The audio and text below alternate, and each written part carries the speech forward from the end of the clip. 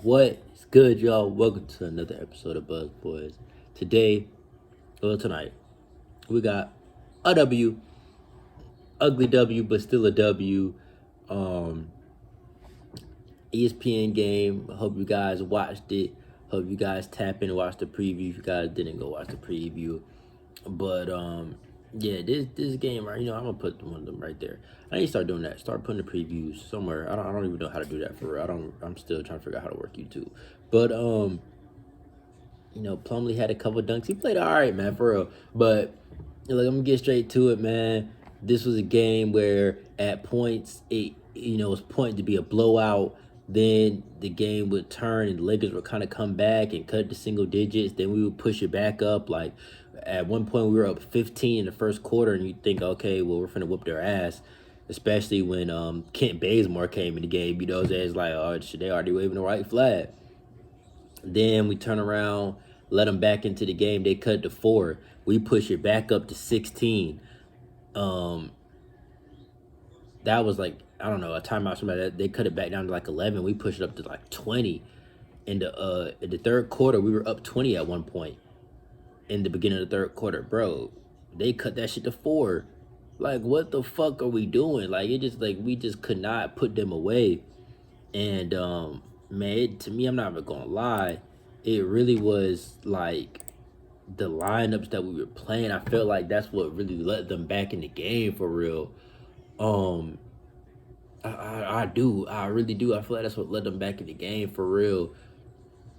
Because at one point we had 4 guards out there with Plumlee, or 4 guards out there with PJ. Like, bro, this is too small of a lineup.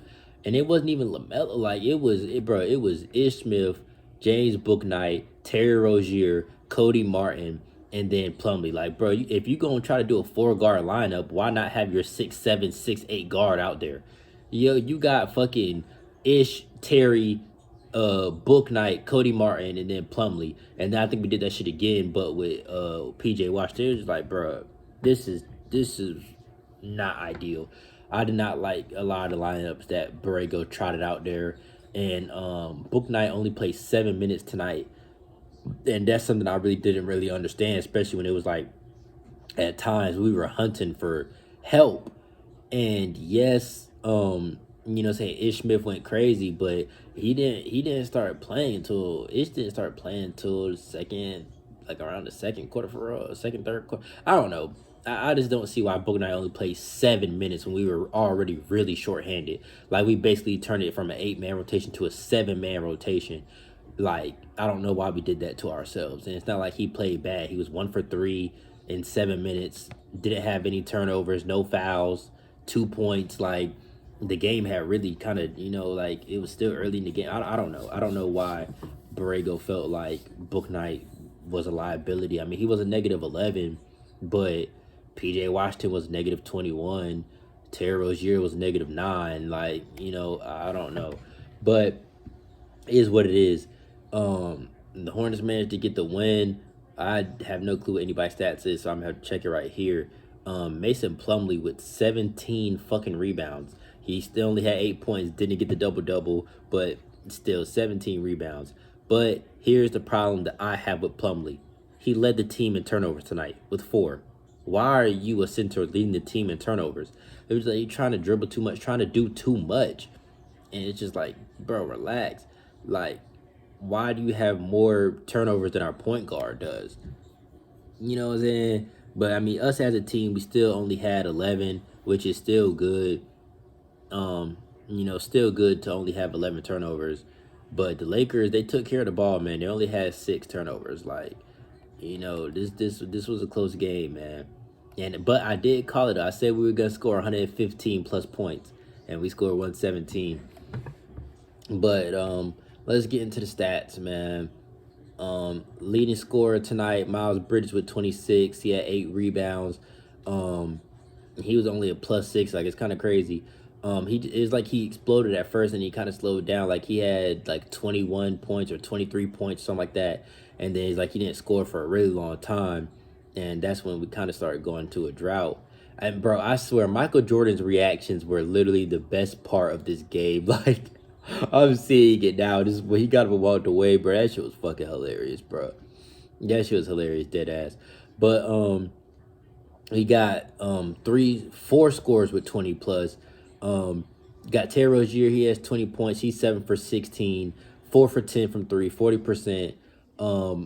Miles, he had 26. He was 9 for 15. He was 1 for 5 from three, but he kept attacking the rim, got to the free throw line, was 7 for 8 from the free throw line. So that's one thing about us, bro. In that first quarter, like that's how the lead got to where it was, because we were just relentlessly attacking the rim. And that's really what we should have kept doing the whole fucking game. But I mean, we took 36 threes tonight, 11 for 36, 30%. Like, we really should have kept putting pressure on the rim. But he did what he did. Plumlee, 3 for 4 from the field, a couple of them reverse dunks. You already know how he gets down. But 17 boards for Plumlee is amazing. I'm glad he got that tonight because we needed them all. Terry Rozier, I already spoke on him. Lamelo, 7 for 18, 2 for 8 from three. He didn't have the hottest night, but he also still did the same thing Miles did and just got to the basket. I mean, he only shot 6 free throws, but that's still good. But he was 4 for 6, and he almost smoked the game, man. He missed that second one and gave the Lakers a chance to come down and win, bro. Like, he almost smoked that lay. But we took care of business. I knew Russ was not making that three. I said, hell no, when he shot it. Like, I knew he was not making that shit for the game, bro. Like, there's no way a Russell Westbrook three is what makes us lose this game. But the Hornets do have to have some responsibility. They had to take some responsibility, man. In that third quarter, that's where we lost the game. Only scoring 22 points in the third quarter. That's where the game was lost, and we still only scored 30 in the fourth quarter. Like, that second half was terrible. I mean, the second half were the two worst quarters that we had, bro. We had 31 points in the first quarter, 34 points in the second quarter, and then we tailed off. Whereas if you look at the Lakers, they had their best quarter was the third quarter, and their second best quarter was the fourth quarter. So it's like, saying they had a poor first half and a strong second half. We had a strong first half and a poor second half. Whatever. The fourth quarter was straight, but the 22 points is really what did us. And that 22 to 36 is what let the Lakers back into the game when we had a 20-point lead. So, there's that. There's that. And I mean, that's really all that lost the game for us, for real. Like, the Lakers only had 7 points off turnovers. Like, that's really what lost us the game, which is that 22-point drought. Like, you can't do that. And also the comparison of the bench points, the Lakers had 57 points off the bench as we only had 36. And I'm glad that we had 36 because, Ish went crazy. Especially with Book not playing much, we needed Ish to go crazy tonight. He had 22 points, 10 for 12 from the field, 2 for 3 from three, and he's not somebody who shoots a lot of threes. So for him to make 2 out of 3, I was so fucking happy. He had 5 assists, 1 block. I thought he had 2 blocks. I thought he got a second one. But he had 22 points. Even he was a -3. Like, plus minus is tricky sometimes. But, man, 22 points, 25 minutes. Ish was a spark tonight. Ish was our Kelly Oubre night. Like, we needed that, bro. We needed that. And right there, yeah, fucking Russ literally tackles LaMelo, saying, like, bro, that shit should have been a flagrant one, hostile act. Like, what the fuck? They didn't give us that. But let's talk about Lakers, man. I gotta talk about Russell Westbrook. He had a terrible first half. He had like 5 points in the first half. He had the worst plus minus of his career. He had like a -27 in the first half. And then he comes out and finishes with 35 points. He has a 30-point second half, 5 assists, 4 rebounds, 12 for 23 from the field, 3 for 7 from three. So who counted on Russell Westbrook shooting 43% from three, and he got to the foul line and was 8 for 10. So it's like when you're making 80% of your free throws, it's like, what I'm saying, you're taking care of your business and getting to free throw line. So I mean, shout out to Russ. He did his thing in that second half and was able to bounce back. Carmelo had 19 points, 5 for 12, and Austin Reeves had 16. And really the thing that was pissing me off so much is we kept leaving Austin Reeves wide open. Like, bro, he's their only shooter. Why are you leaving him open? He's their only shooter. Literally, just guard him. But I'm just glad we were able to get this win. Both teams were shorthanded and had to kind of play little wonky lineups that they weren't necessarily used to. And I think that's why the Lakers started the game off so bad. But yeah, we basically played a 7-man rotation. Book only played 7 minutes. But I had a couple things I wanted to play for y'all. And also Cody Martin fouled out, so that didn't help to close the game. But I had something that I wanted to play for y'all. Hold on. Terry talking about he got ice in his Close this one out tonight. Man, Terry, Russell Westbrook just a thorn in your side, but they put up a fight. You guys did too. How'd you close this one out tonight? Just pay attention to details. He got hot late. Him and Carmelo, but we stayed with it. We stayed poised, and we got the win. That's the most important thing. Facing a veteran team, then having a veteran like Ish Smith, what does he mean to you guys during stretches like this where you need that boost? He just let you know that you always be ready. Always be ready, stay ready. I watched him this morning. He was shooting. He just keep the same attitude, and it showed tonight. And he's just a great vet to have around. So we're good to have him do that. Miles Bridges now, your third season with him. How much have you just seen him grow in this time here in Charlotte? He turned into a tremendous player. I'm glad to see his growth. I'm glad to be here alongside him, and I know he's going to keep growing. That's the type of player he is, the type of person he is. And Terry, you continue to just have big buckets late in the game. What makes you such a good closer? Terry shut up. It's in my soul, it's in my body. That's all I know. You guys just beat the Lakers. It's in my veins, it's in my soul, it's in my body. That's all I know. You guys just beat the Lakers for the first time since 2018, breaking streaks, setting records this year. How much is just... Oh, man, I accidentally had to send I was trying to send myself something. Playoffs on the mind. Playoffs is a big emphasis, but we taking it game by game so we can get to the playoffs. So that's what we're trying to do. We're trying to stay poised, take it game by game. So by the time the playoff come, we'll be ready. Great game. All-star, easily. My boy All-star. Congrats. So right there, Miles Bridges kind of crashed the interview and said Terry Rozier should be an all-star. And Terry Rozier's like, nah, this guy right here is an all-star. But if you hear it, Ashley kind of asked, like, what makes you come alive in the fourth quarter? And he just saying it's in my veins, it's in my soul, it's in my body. That's all I know. Like, what I'm saying? I have to do that shit, like, to help my team win, man. Help my team win. And let's see. Ooh, Borrego's interview done came up. A couple people's interviews done popped up since this video. Let's see what Borrego had to say.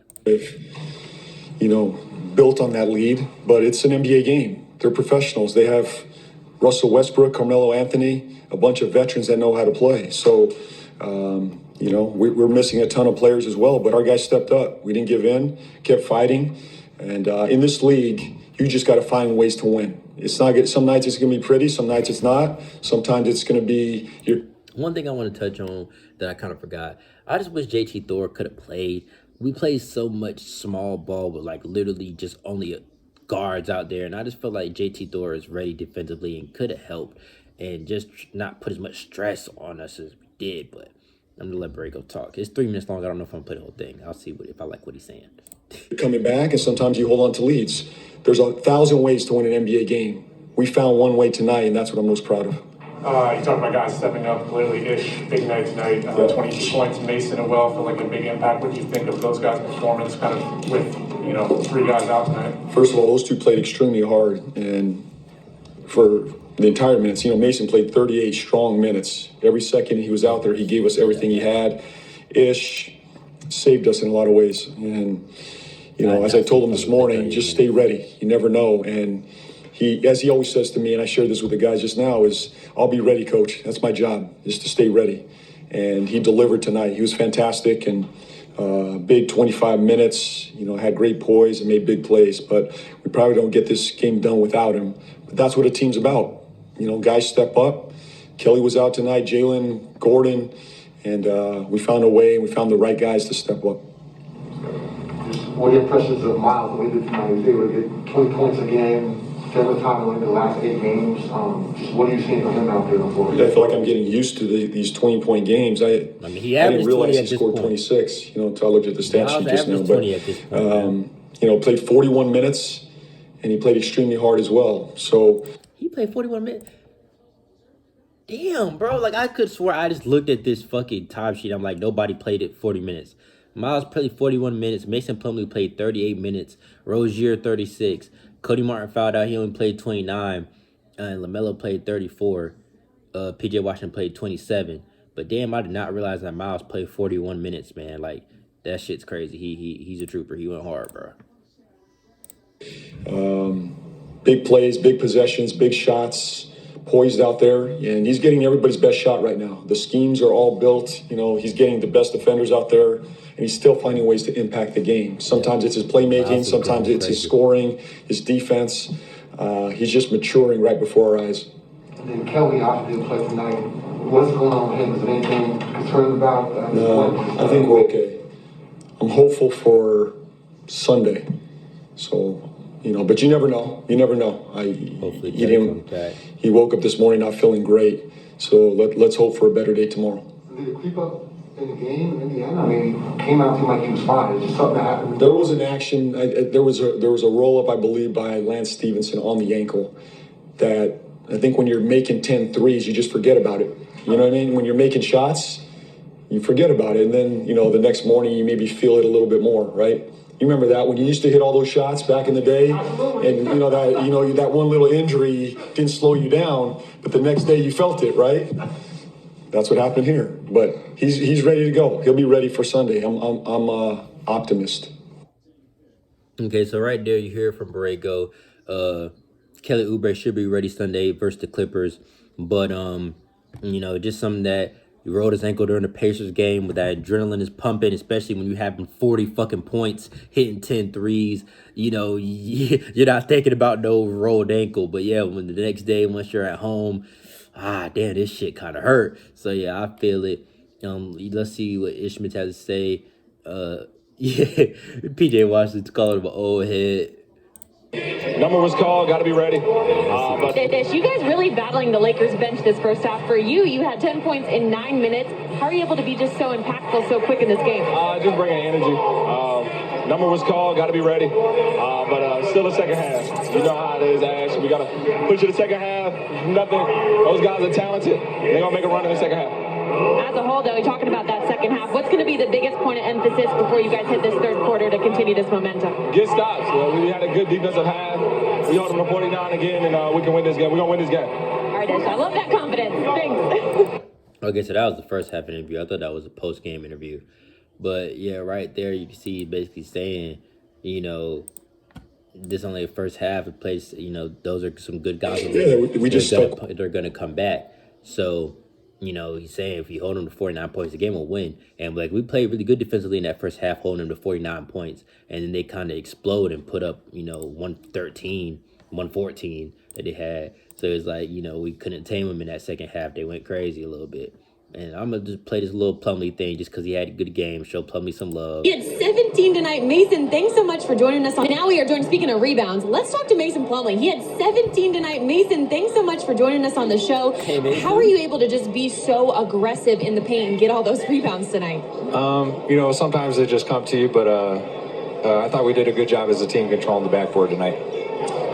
Mace, did you feel even more of a responsibility, especially with no AD, just to go in there and really control the paint with those 17 rebounds? Did you feel like it was just your responsibility to hold things down for the Hornets in those aspects? Yeah, for sure. I mean, they got, DeAndre's, he's a good big too. So on the backboards, he's one of the best, and just knew I had to be on tonight to hold the glass down. Mason, you're a veteran guy on this young team. I just want to ask, what do you love about playing with these young guys so much? Just the energy. This team, more than any I played on, gets up and down, runs, and it's a fun style of play. So, it's just a fun thing to be a part of and grow with.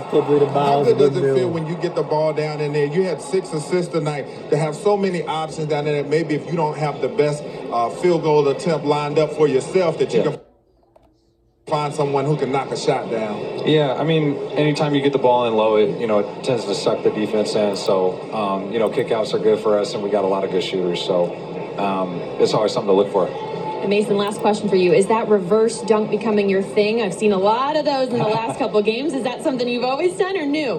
No, I've always done it. It's just, I think it's harder to block if you're coming up. It's just like a reverse layup. So I go to it if it's there. Love it. Keep on keeping on, Mason. Job, congrats. Thanks, guys. Great. Mason right there. You hear Mason. But yeah, it's something that I really do say, bro, Mason Plumlee is a good passer, bro. He led us in assists tonight with 6. Tyron Miles Bridges. They both had 6, but like Mason Plumlee is a good passer from the center spot, and I was on DraftKings, bro, and they had him at 3.5 assists, and I was like, bro, I think he's gonna get 4 assists. Like that would have been a good bet to make some money. Like, man, I didn't foresee him having no 17 rebounds though, but it's like he said, he had to play against DeAndre Jordan and stuff like that. It's not like, he had to play against DeAndre Jordan and there was no Anthony Davis, but still, had to go against some bodies down there. And, he had 7 rebounds. But, shout out to our guys, man. At the end of the day, we did get it done. No, it wasn't as beautiful, as you want it to be. It wasn't a blowout how, you want it to be. But at the end of the day, a W is still a W at the end of the day. And in those standings, that's all that matters, man. And right now, we're still 7th. But we're 6 games over 500. And, we're hopeful. The next closest person to us is the Celtics at 500. So I think at this point, we don't really have to worry about us falling out of the top 8 and having to, get into a play-in scenario where we got to win 2 out of 3 or anything crazy like that. I think we should stay top 8 for the rest of the season and keep going strong. But especially with all the home games we have coming up, we're 14-7 at home, 14-15 on the road. So it's like, we're taking care of business. I don't think we have to, and we're 9-12 of our last 12 games, 7-3 of our last 10. I think we'll be okay. The Bucks are 10 games over 500 and are 6th. So right now, the East is very tough right now. It's very tough.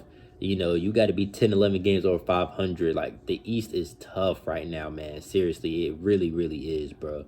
It really, really is. Like, the Nuggets are 6 games over 500. They 6th. The Jazz 7 games over 5. I mean, the Mavericks 7 games over 500. They 5th. So it's like, man, right now, it's just like the East is really hard in the West right now. It's a lot of good teams in the East, man. But hopefully we can just keep taking care of business, keep winning. We got the Clippers coming up on Sunday. Then the Celtics again, and we've beaten the Celtics several times this year, so I know that's a game that we can win. Then we have the Cavs coming in at home, and I hope we beat the Cavs because I'm really sick and tired of the Cavs winning, bro. The Cavs are 3rd, bro. Like, oh my God, whoever would have thought? Whoever would have thought? But we got a lot of Eastern teams that we're gonna play in the next few games. After this Clippers game, we have the Celtics, the Cavs, the Heat, the Raptors, the Bulls. And we get a little break with the Pistons. But then with the Raptors again, the Bulls again, the Pistons again. And then Memphis. So it's like, we really have a lot of Eastern games. We're going to have 1, 2, 3, 4, 5, 6, 7, 8, 9, 10 straight games against Eastern Conference teams. So it's like, this is going to be a really important chunk of our schedule because the East is so tight right now. The Heat, the Cavs, the Celtics, Bulls, Detroit sucks, but still it's like, we could end up really tight. The Heat and the Cavs are at the top, so it would be nice to give them a loss. But the Celtics are right behind us. I mean, they're 6 games below us, but they're still right behind us. Well, they're 3 games below us. Yeah. How the fuck are they? We're 4.5 games back. They're 7.5 games back. Like, how is it just 3 games when we're 6 games above them? I don't know, bro. I don't really get that shit. I guess a win is half a game, so I don't fucking know. But anyway, all these games are important. The Raptors and the Celtics, they're 9 and 10 behind us at 7. So, we need to beat them. Then you got the Cavs, the Bulls, the Heat. They're at the top of the conference right now. So a very important stretch coming up at the tail end of January and the beginning of February going into the All-Star break. And that momentum that we're going to have going into the All-Star break is going to be very important and could definitely dictate if we make some moves at the deadline. I definitely think we go out and get somebody at that center position. I really do. No matter what, I feel like we go and make a move for a center. But it could just dictate how many people we move with how this patch goes that we have coming up. So this is going to be really important. I'm past my 20-minute threshold. I'm at 25 minutes, so I'm going to go ahead and wrap this up. Hornets win Not the best game, not the nicest fashion, but the Hornets do get the W in regulation over the Lakers. So I will be wrapping this up, and I will catch y'all on Sunday versus the Clippers for the preview. I might go to that game. I'm thinking about it seriously. So I don't know. We'll see. We'll see. If I don't, I'll probably go to that Cavs game because I really want to see us beat the Cavs, bro. I might go to that Cavs game or that Raptors game. I don't know. I'm going to a game either early February or late January. I try to go to a game a month. I don't think I've been to a game this month. Now, I've been in quarantine, so I know I ain't go to a game this month. So I might try to make that Clippers game just to keep my little once-a-month streak going. But anyway, I'll catch y'all on Sunday. Hornets, Clippers. Peace, man. I'm out.